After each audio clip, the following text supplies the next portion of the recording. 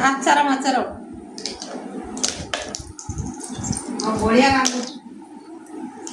ବଢିଆ ରାନ୍ଧୁଛୁ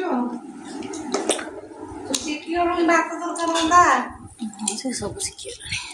ମାଛ ଚକଣା ଏଗୁଡ଼ା ଯୋଉଟା ମାଛ ଭାଜିକି ରଖୁଛୁ ନା ହେଲା କାହାକୁ ଦବୁ ନେଇକିଲ ମୋତେ ମୋତେ ଖାଇବାକୁ ଦଉଛୁ ନା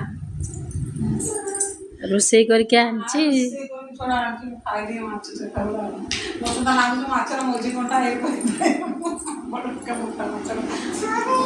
ଖାଇଦେବ ବଢିଆ ମିଠା ରାଜି ବଢିଆ ମିଠା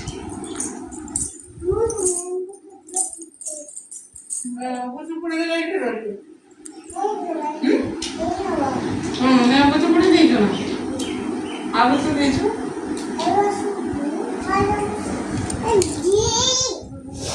ପକେଇବି ଆଉ ବଞ୍ଚିବି ନା